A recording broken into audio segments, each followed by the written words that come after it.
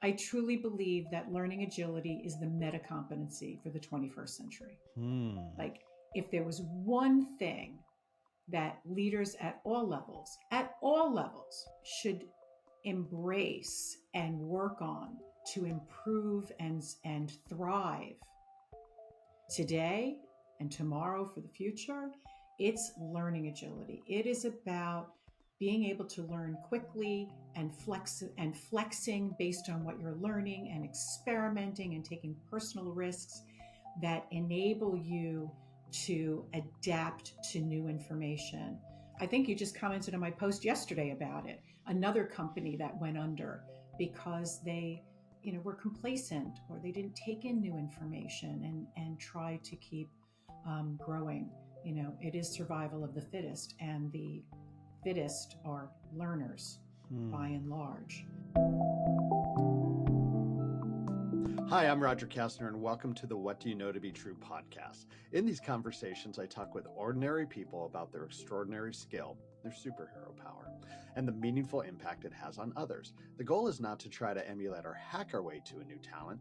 Instead, the intention is to learn more about their experience with their superhero power, and in doing so, maybe we can learn something about the special talent in each of us that makes us unique. This conversation is with Melissa Janis, and we talk about her superhero power, the power of learning. Melissa believes that learning agility, the ability to learn, relearn, and adapt to challenging and changing situations, is one of the top leadership skills required today. In Melissa's experience, she learned that the ability to learn not only helps us adapt to changes, it also has a big impact on how we can influence and have impact on others. If you're ready, let's dive in.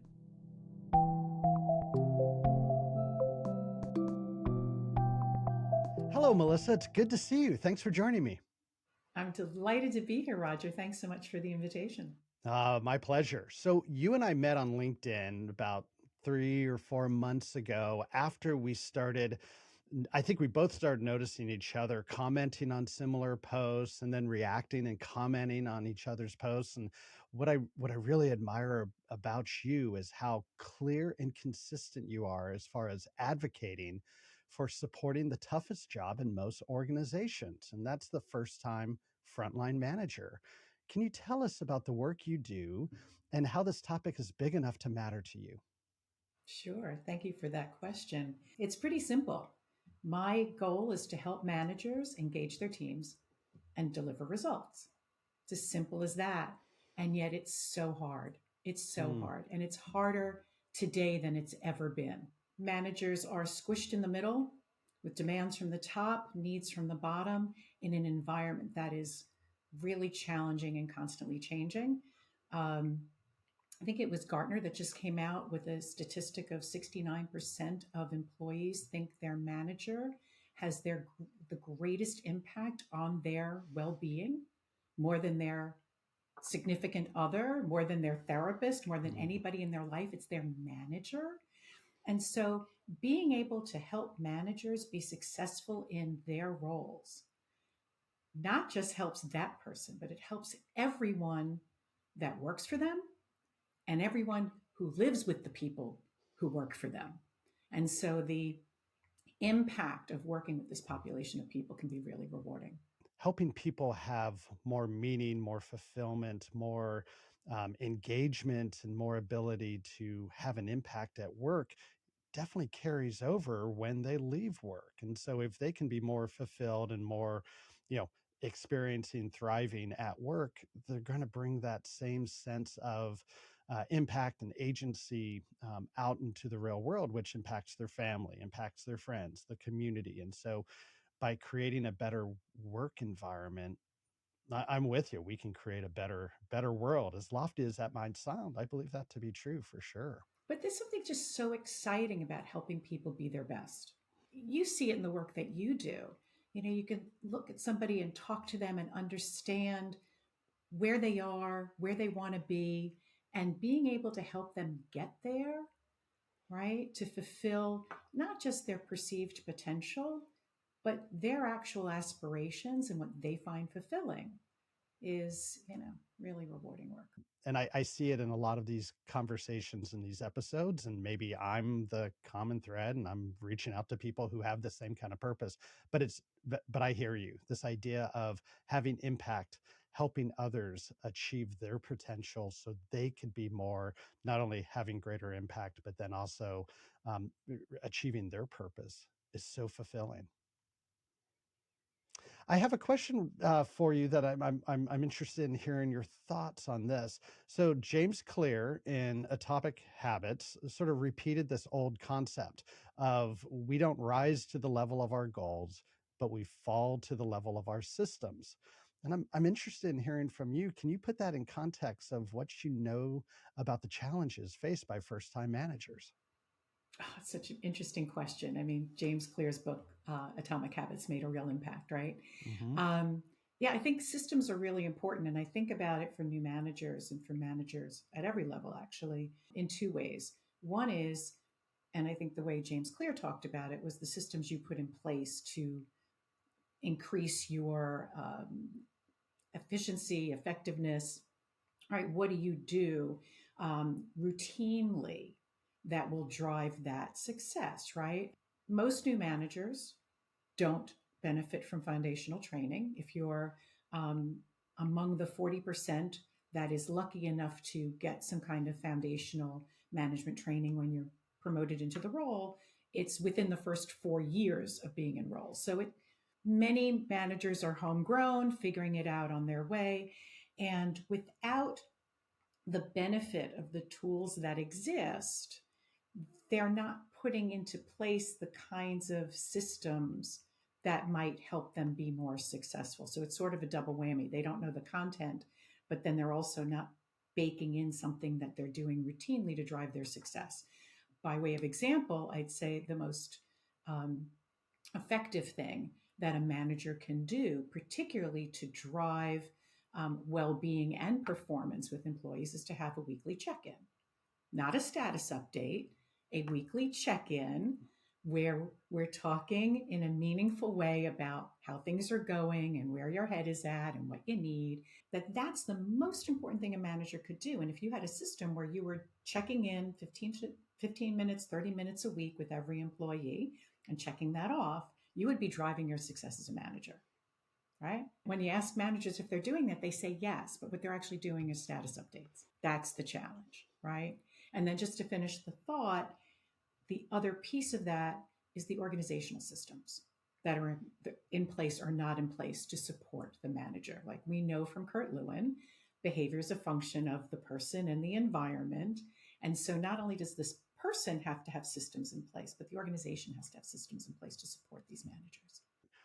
I have a theory, and you probably have the data that supports this, or maybe the data needs to go be found. But I would love to see if we followed a dollar spent on leadership development on the upper half of the organization and the impact it has versus that same dollar being invested in that first time manager, your managers, senior managers, directors. What has a bigger impact on the bottom line as well as the well-being of the people in the organization? My bet is that that dollar is going to be better spent in the lower half of the organization, and yet we see routinely organizations putting those dollars in the upper half.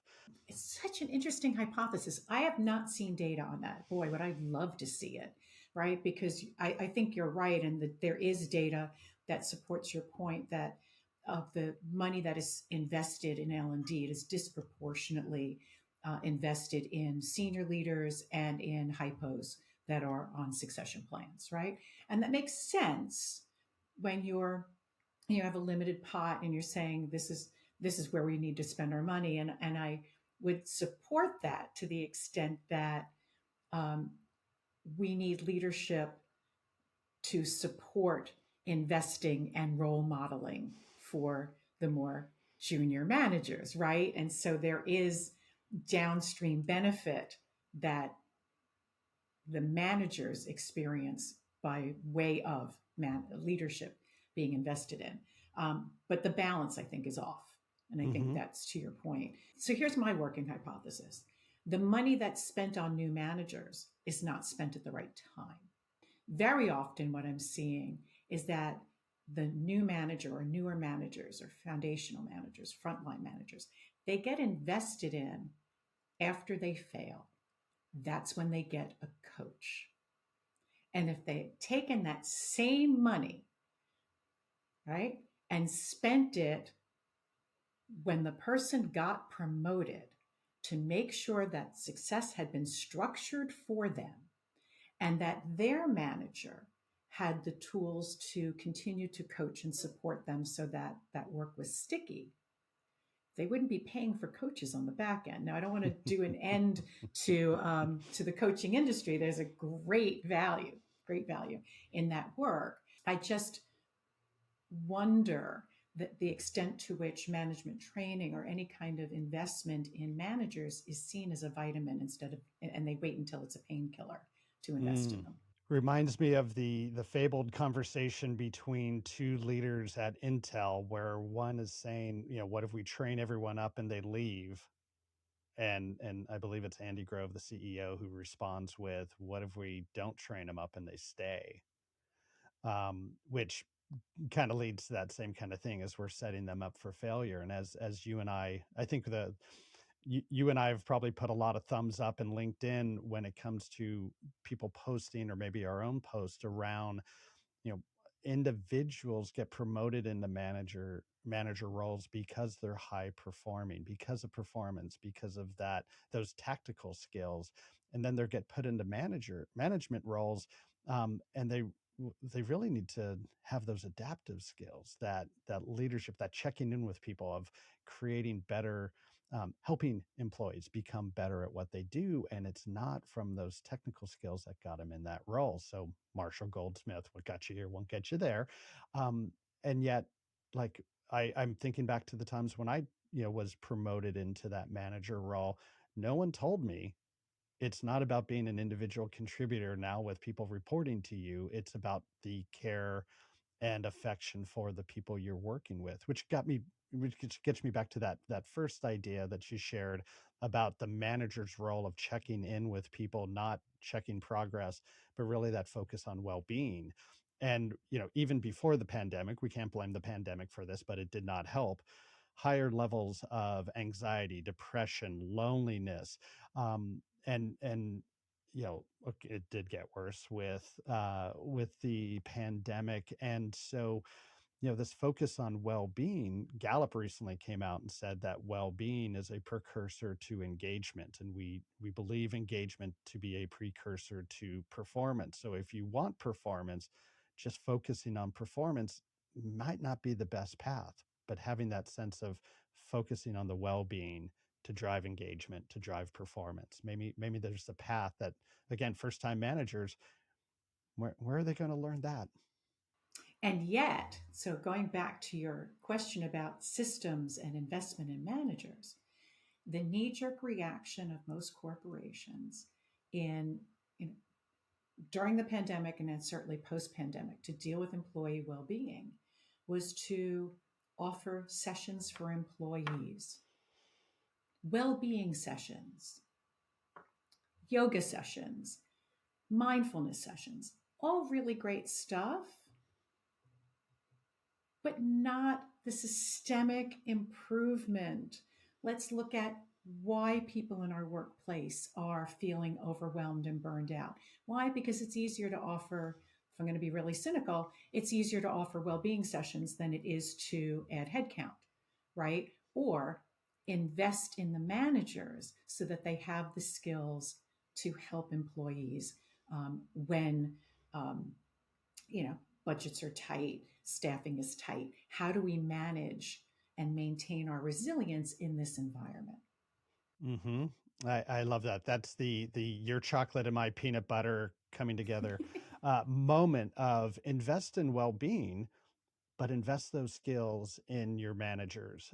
Invest in resilience, but invest that in your managers so they can bring that and support their employees that have a need for those conversations and sense of support when it comes to resilience, adaptability, well-being. Mm-hmm.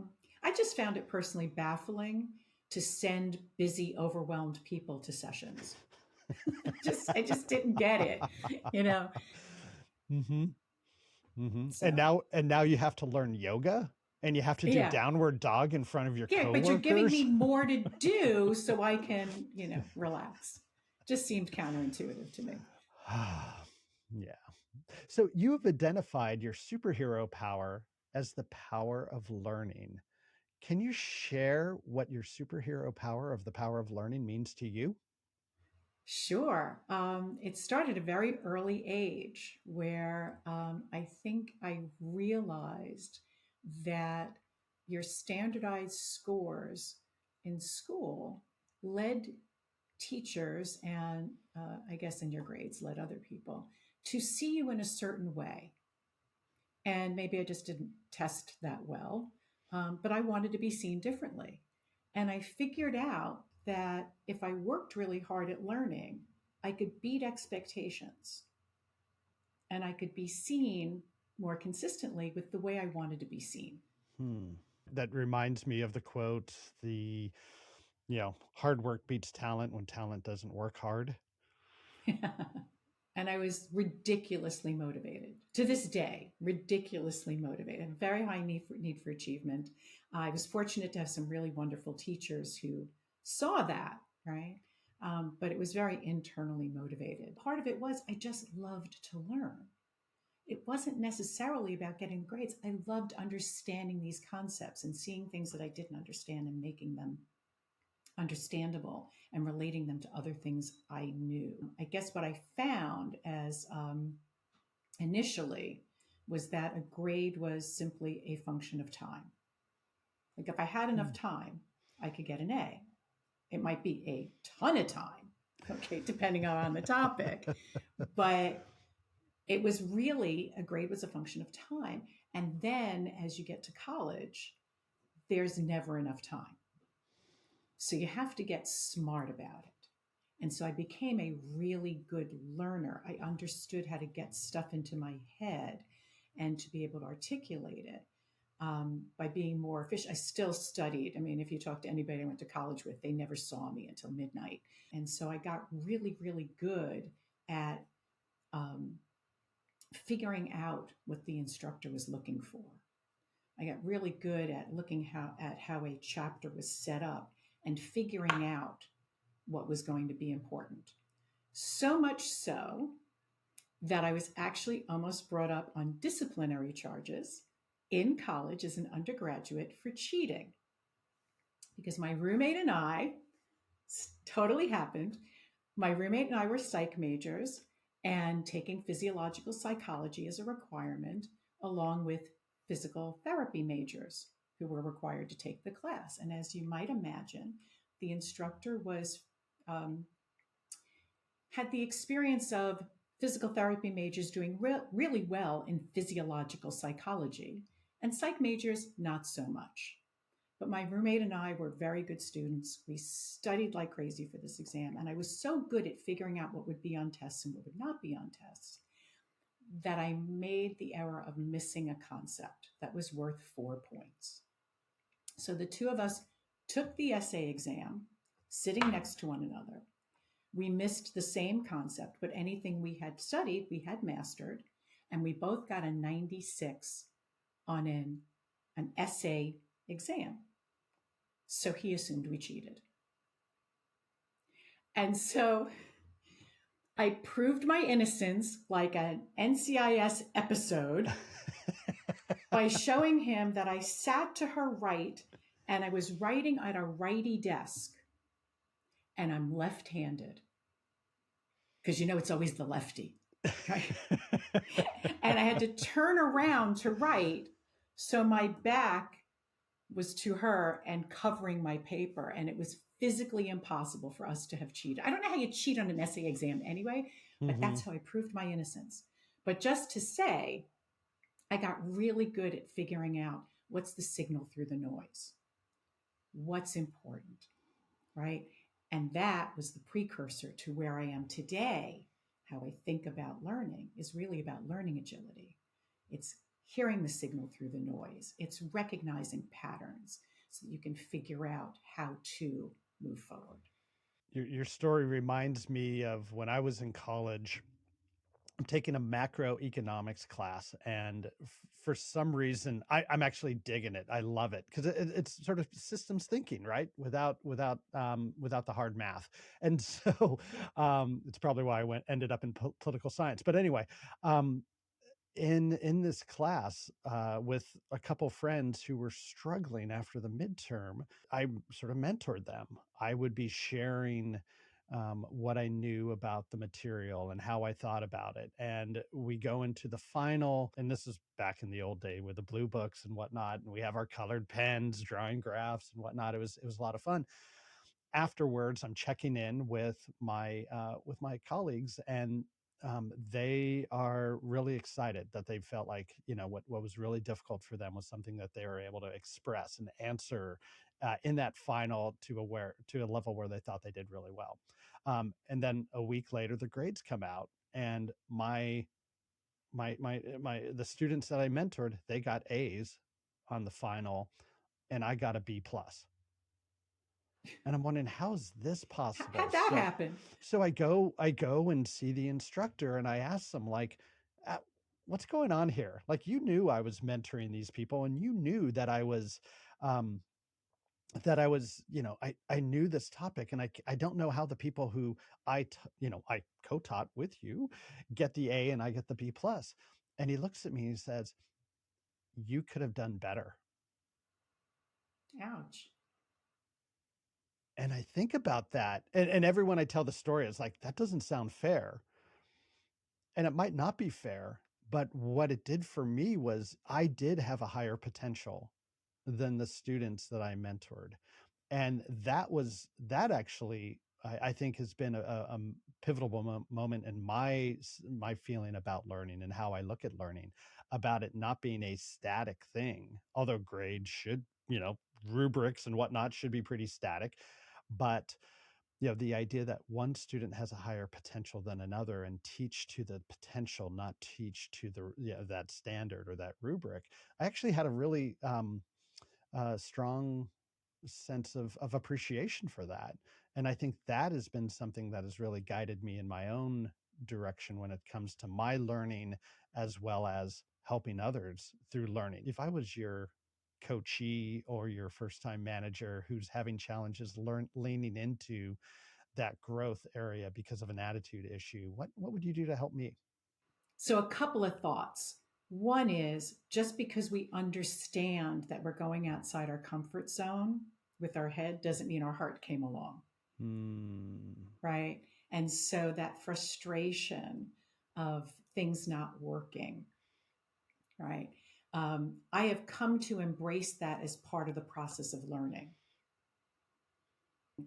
Part of the answer is that understanding the value in the struggle. The stuff that comes easy isn't real growth. It's just like improvement.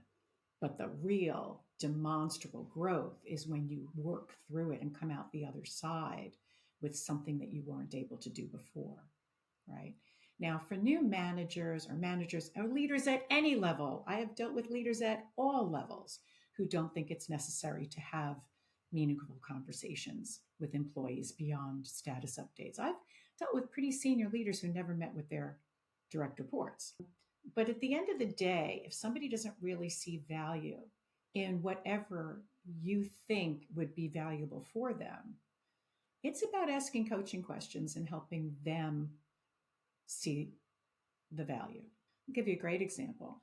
I have a dear friend who's very senior in an organization, and um, the president's office was on the way to her office, and she reported directly to the president of the company. And she was very frustrated because every day when she came in, she'd walk past the president's office, and the president would call her in and chit chat for half an hour. And she just wanted to get her work done. She's like, I get in early, I want to get to my desk, and I just want to sit down and get going. And I waste a half an hour every day with my boss. Okay. So this one's easy, right? You know where I'm going to go with this. I said, so your first task every day is to kill a half an hour with your boss. And when you sit down at your desk, you can tick that off that you did that. And once it became a task, she was totally okay with it. But it had to be seen as a task, right? And we could talk all day long about trying to influence your boss and how would you use that time to maybe pitch what you're looking for or the value of building that relationship. But she was so task driven that it needed to be framed in a way that she could accept it. When you're looking at helping your clients or helping your coachees with when you're sharing the power of learning, what's the framework or the process that you follow? Oh, that's a great question. So I actually have two different frameworks. I work individually with new managers as they get promoted into management, or they're a new manager by virtue of joining a new organization. My framework for that is my Leader Launch 90 program. And it's basically several steps around helping people accelerate their learning and then accelerating their impact. And so, what it guides leaders to do, new managers to do, is to approach their new remit in the organization and their new team in a way that allows for working hypotheses. So, and it builds in systematically, to your point about James Clear, some really good habits around taking in all that information at the beginning, that fire hose 90 days worth of information. Well, a lot of it drips out. We don't capture all that water, right? And so how do we take that information in, process it, and synthesize it for meaning so we can create working hypotheses that then allow us to be really planful and intentional, so that enables those quick wins and ultimately reflection back. The finished cycle is reflecting back and iterating. I've also created a framework to work in cohorts. And this is kind of interesting. I think you'll find my goal was to work one-to-one with people as they were making this transition. And I wasn't even calling it coaching. I call it personal training, right? Because I'm going to train concepts in the moment. So while I have this framework, it's flexible for whatever, whatever fire they're fighting in the moment, so that it's really relevant and impactful. And yet I'm getting a lot of inquiries for courses, but I won't do them unless they have a personalized component, because that's what I do. So I'm not doing scalable training. I'll take on a cohort, and for managers in smaller companies where they don't have any training at all, and they're looking to have a more consistent employee experience with managers who are skilled, in the fundamentals. And so that's all about people, environment, and the performance management process. If the opportunity is to do training without a personal component, why do you say no to those? I've done more than my fair share of webinars for 500 people at a time, right? And they're really fun and they're exciting, and I'm evangelizing all my hopefully good ideas that will help everybody go and do differently. They're not sticky. And I'm looking for real change, right? At this stage of my career, what I'm really looking to do is to make an impact. To me, that's my legacy. This is what I can give back. And so doing it on a smaller scale, who's looking after these smaller companies where there are homegrown managers who are doing the best they can, and really it won't take much to help them get a really big boost. The reason why I decided to focus specifically on the new manager one-to-one was because I found that disproportionately, even when training is available for managers, fundamental manager training, when that's available for managers, you know who doesn't go? The high stakes manager. And it's more often than not, at least, in my anecdotal evidence, people in STEM functions, where they promote the top engineer to run the engineering team. He's not going to training. And if he does, he's going to turn his camera off and he's going to keep coding, right? And by the way, it usually is a he, but it could be a she. So I thought, that's a person who would really benefit from a one-to-one experience that was tailor-made and tightly focused on what they needed to learn. So the what's in it for them was really high, and they weren't wasting any time learning things they didn't need. You can really move the needle. The theme I'm pulling from this is the power of learning must include an approach that speaks to both the heart and the head. And in a webinar with 500 people, it's really hard to connect with the hearts of 500 people. Yeah, I think that's fair. The whole approach to learning, where it's really based on the instructor's availability and their time, what's convenient for them, and not the students. Like, Yeah, you yeah. know, you're learning a skill that you may not use for 6 months or 6 weeks or 6 days. And yet it's the application and learning, reflection, and then trying it again. And that sort of that grind that we But need to that's actually learn exactly what something. ran through my head. That was exactly it, right? That when you look at curriculum for new managers, and sometimes they go cradle to grave. So it starts with hiring people, and I go, why would the program start with hiring people? Like that's the employee life cycle. But if you don't have any open positions, you don't need to know this. Hiring should be just in time delivery. Mm-hmm. Right. And so, to your point, it's about making it incredibly relevant and practical. And I think that's one of the reasons why early on I was making a decision when I went back to school in my late 30s and to earn my master's at Columbia. I was debating if I was going to go back to be a social studies teacher or move into corporate training. And I decided that corporate training was the route because what I love about learning is being able to do something with it. It wasn't, and I love social studies and I loved having conversations about it. But even more so was being able to help people do better. And so, one of the challenges that we have, and particularly when you're delivering large scale webinars, or even webinars without more of design around it to support the stickiness of the training, is that we grow the knowing doing gap. So people say, I've heard this concept before, I know this, right? I know it, right? And so I have been known to open my sessions with, you may not hear anything new.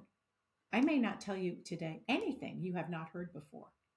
But before you decide to let me know that, I'm going to challenge you to ask yourself, are you doing it consistently? Because if you understand the importance of feedback and you've heard how to give feedback, but you never give it, it's the same as not knowing how. It's about the doing. I'd love to hear what's the impact on you when you've successfully used your superhero power of the power of learning. Oh, that is just the best. I Hmm. mean, really selfishly, it's about, uh, setting off those light bulbs for other people, right? And when they've got it, it just feels great.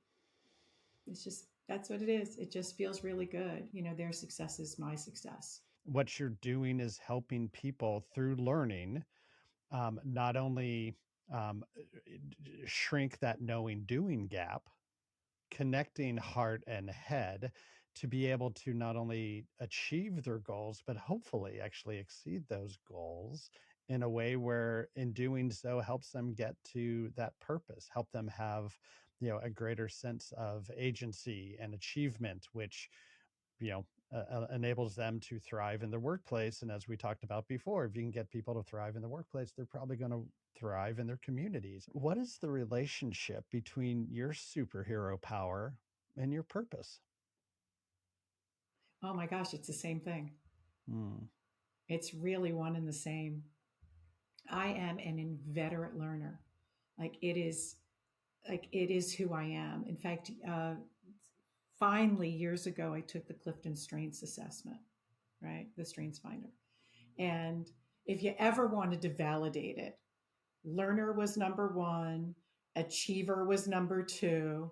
And I was like, why did I even bother? Like it was so, so obvious. Um, I was like, well, I guess this works. Sample size of one, it's accurate. It's really who I am. What's really important is being able to synthesize and glean new insights from the information that you're getting. And that's why learning agility is so important now, because there is so much information out there that being able to take in information, figure out what's important, how it relates to other things to inform what you're going to do next may seem daunting. And I know you felt really challenged by some of these. And at the same time, it's the nature of the beast of living in a world that's constantly changing. We very often don't know what to do next. And so being able to look at a situation and know how to act, particularly in a crisis, like you've never, like act in a crisis as if you've been there before, what a great thing that is, right? And the way you can get there is being able to learn really, really quickly. One aspect of this that we haven't really addressed directly is curiosity, right? I mean, let's bring Ted Lasso in for a moment, right? This all starts with curiosity. Like you have to be curious. So otherwise, if you're not curious and you're taking in the information, then you just take what you have and you move forward. That additional meaning comes from being curious enough to tease it apart and say, in what shape will this work? Mm-hmm. Or will it work if I bolt this onto it? Or will it work better if I take this away from it? How does this, what are the working hypotheses here? And then how do we come up with what we think will work and test that and, continue that process, right? What do you know to be true about the power of learning? I truly believe that learning agility is the meta-competency for the 21st century. If there was one thing that leaders at all levels should embrace and work on to improve and thrive today and tomorrow for the future, it's learning agility. It is about being able to learn quickly and flexing based on what you're learning and experimenting and taking personal risks that enable you to adapt to new information. I think you just commented on my post yesterday about it. Another company that went under because they were complacent or they didn't take in new information and try to keep growing. It is survival of the fittest, and the fittest are learners by and large. So, and in fact, if your listeners are interested, a really, really great model for this is Professor Warner Burks, and not because he was my professor at Columbia, but because I do believe he has the best model out there for it. And I'll give you the link for the show notes. It is a learning agility model of 9 elements, and it's not just reliable and valid from an empirical standpoint, but what I love about it is very practical. I'd also say that it's important to understand that learning is no longer a nice to have. Learning is a strategic imperative. In the old days, you got your degree, you did the job, you didn't have to learn anymore. You just waited for the person above you to move on and you got promoted. That job is going to be different by the time you move into it. Or maybe next year there are new jobs based on new technologies and changes in the marketplace. And nobody has the full skill set. And your ability to close the gap between the existing skill set and what is needed for this new role. I mean, think about it. 5 years ago, I'm pretty sure I wasn't saving posts on how to write prompts for ChatGPT, right? 10 years ago, 15 years ago, there's no such thing as a social media person. And yet these roles popped up. So who moves into those roles? People who have adjacent skills and can learn really fast to close the gap, right? Those are the people who get the opportunities. The other thing I would add is that we've got to move away from learning as an event. People think that they're not getting invested in unless they are sent off to training for the day. But real learning happens every day. The problem is we don't capture it, so we're not aware of it. So I very often recommend to people, if they feel they're not getting invested in, the end of every day, write down the thing you learned. Or at least at the end of the week, reflect back. What'd you learn? I was dumbstruck. Years ago, I had an intern who decided to do this on her own. And I didn't, unbeknownst to me, right? She's there for 10 weeks. And on our last day, we sat down to have our little closing conversation and sent her on her way. And she presented me with a 3-page document, single-spaced, of all the things I taught her. Because she wrote them down. What a gift. So she walked away going, I learned a lot. I learned 3 pages worth of stuff, right? And so we're not aware of all the little things that we're learning and how those build up. Pretty sure James Clear would subscribe to that approach. Yeah, that's the 1%, getting better 1% every day. Yeah. We learn from experience anyway. I mean, that's how we learn best, is by taking it in and applying it and doing it and practicing the doing. And yet we don't think that's learning because there wasn't like a fee and a day away from the office. So there's this concept of 70-20-10 in learning theories, and that's 70% doing, 20% making meaning, being mentored, being trying to understand how you apply learning, and then 10% is formal training, something in the classroom. Do you subscribe to the concept of 70-20-10? Great question. So it depends on how it's used. I'm going to give you a depends on that one. That's fine. So I subscribe to the notion that you should do some formal learning. You should spend more time than that in social interactions about it, whether you're in peer group conversations, talking about it ad hoc, getting feedback, but that I do believe learning is a social activity. And then the vast proportion of time spent actually practicing that task, right? And reflecting on it, maybe back with other people, because it doesn't work if you don't reflect, right? Where I've had trouble with it is when it's positioned sort of as an excuse for not providing resources to employees, that the company only has to provide the 10% because you're supposed to be doing the 90 on your own. So, it's a way to cut learning budgets by 90% because it should only be 10% of training. Right. You follow me? And so, like anything else, it depends on how it's used. I don't think that it's about the exact percentages. Yeah. I think it's simply about the concept of focus mostly on the doing. I mean, that's the point about the knowing doing gap. If you're focusing mostly on the application and then taking a good look in the mirror at night and saying, how did I do today? I did this in the meeting. I think this was effective in drawing this person out, but I could have done more with this person. So I'm going to try that next time. That's how you get demonstrably better, quicker, right? It's the course, the book, the webinar, the podcast, if you will, whatever it is that you're listening to for formal learning is simply to give you that idea, that concept of try this. Then you actually have to do it, right? And it's the trying and fitting it on for size, for how it works best for you and your team in your context that matters.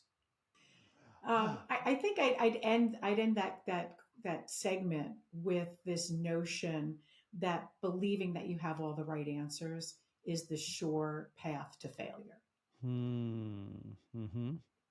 Right? It used to be, you had to know all the answers, the person who had all the answers. And you by virtue of a title, you now effectively have all the answers. And that's a very dangerous way to go when things are changing really quickly. It's really important to get the benefit of different perspectives. I mean, this whole backlash on DEI is mind-boggling to me because that's so integral to success for an organization. I mean, talk about a what's in it for me argument, right? If you want to be able to see around corners of what's coming next, wouldn't it be cool to have people who are standing in different places who can get a different view around that corner? So we need to be able to not just take in information from lots of diverse perspectives and value those, but then be willing to admit that we don't know and be vulnerable. Like these are key parts to learning and then shaping an answer for really great decision making. So, what did you used to think is true about the power of learning, but have come to realize maybe is no longer true for you?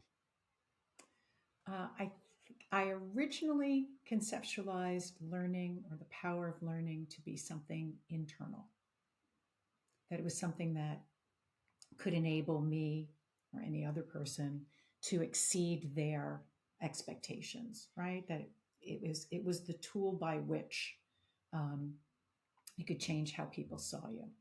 And what I've come to really appreciate is it's really a leadership skill. Hmm. It really is. It's about um, demonstrating behaviors that enable other people to rise, that role model the kinds of behaviors that help other people, that lead to good decision making, right? These are, when you are a good learner and you're willing to be vulnerable, and here's your heart piece. I know you really want to talk about the heart, right? If you're willing to be vulnerable in the service of doing better, of learning more, of achieving better outcomes, of stretching into um, unfamiliar territory, and not being freaked out by it and putting up barriers, but instead leaning in and saying, is there opportunity here? How can we leverage this? Where are our strengths and how can they play out here? Um, those are learning skills, right? But they translate to good leadership. Okay, Melissa, this has been a really wonderful conversation, powerful conversation. I've enjoyed it immensely, but it probably does need to wind down a little bit. And we It never, has to end. it has to end. You and I will continue on having conversations, but for this episode, yes, Good. I'm sorry. But we're going to end with the lightning round. Are you ready? Sure. Fill in the blank. The power of learning is Everything. who in your life provides the power of learning for you? Me. Is there a practice or routine that helps you grow, nurture, or renew your ability to help others with the power of learning? Oh, I think there's many. So there are things that I do so that I make sure that I have reflection time, that I have time to take in new information. I have my own 70-20-10, I guess I would say. So, what is one thing that gets in your way of the power of learning? Time. Mm, Time will always be the foil, right? How much time do you have? How are you going to spend it? Where are you investing? Yeah. With limitless time, you can keep absorbing, right? But work sometimes gets in the way. life. Yeah, yeah. But that's why it's so important to integrate it into what you're actually doing. Mm. So, what word or phrase describes what the power of learning feels like when it's had a positive impact? Hmm.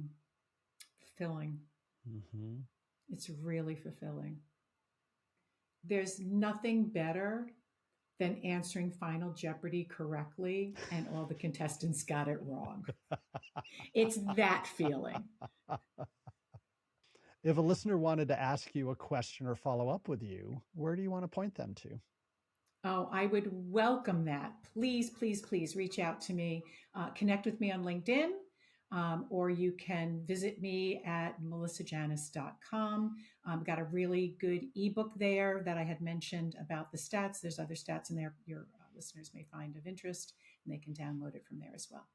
Well, Melissa, thank you. This is everything I had hoped it to be. It only wants Oh, me I'm to have so glad. the next conversation and the next conversation with you because I think we achieve, peak geek when it comes to helping others achieve their potential. And we both have this affinity and affection towards really empowering and equipping first-time managers because there's so much opportunity for growth Yeah. and impact for the broader organization, because more people report to first-time managers or frontline managers than anyone else in the organization. Such an opportunity for helping people achieve their purpose and potential. And I know we have that in common. So again, it's been an absolute privilege and pleasure to talk with you. Thank you so much for joining me on the podcast and bringing it today. Oh, well, thank you so much for having me. This was so much fun. Let's talk again soon. And I hope your listeners really enjoyed the conversation. I'm sure they did. Thank you so much. Bye-bye. Thank you, Melissa, for sharing your expertise and experience with learning agility. And thank you for being a champion of that first-time manager. And thank you for sharing your purpose of the power of learning with us. The question I'm reflecting on after this conversation is, what is my learning edge with my superhero power? And what are the areas of learning agility that I can lean into that will enable me to better grow and adapt to my environment? Okay, if you like this episode, please do me a favor and share it with one other person. Thank you for doing that. What Do You Know to Be True is a Three Blue Pens production. I'm your host, Roger Kastner. We are recording on the ancestral lands of the Duwamish and Suquamish people.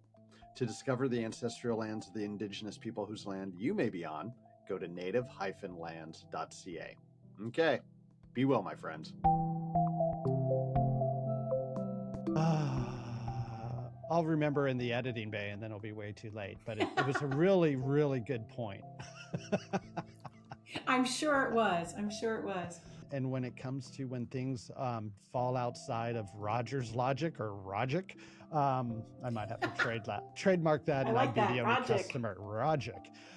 Yeah, well, with plumbing, right, it all flows downhill. There's the Rogic that either it works or it doesn't. My father-in-law shared with me, like, whenever it's plumbing, it's going to take 4 times as long as you expect it to, and it's at least 2 trips to the hardware store. And I hope someday I can hit that, because it's been like 8 times as long and 4 trips to the hardware store. So still trying to achieve what my but you're father-in-law doing put out in front of it. me. I'm sorry, you're doing it. Like, that's amazing. Wow. Yeah. Fortunately, the faucet's not leaking anymore, so we got that solved. But yeah, small victories. There you go. So tell me about your love for the color blue. I'm noticing the glasses, the fingernail polish, the tumbler. Like, I'm right there with you. I don't know if you noticed the background, the pen. So I don't want to burst your bubble. Oh, you're about to, though. But the camera doesn't pick it up properly. It's all purple in real life. Everything's purple. Okay. Yeah. So I do have an affinity for a color, but it's the color purple. And why is that? And I'd make a movie about that, but it's been done. Yeah, you might have some trademark issues there. Just a tad.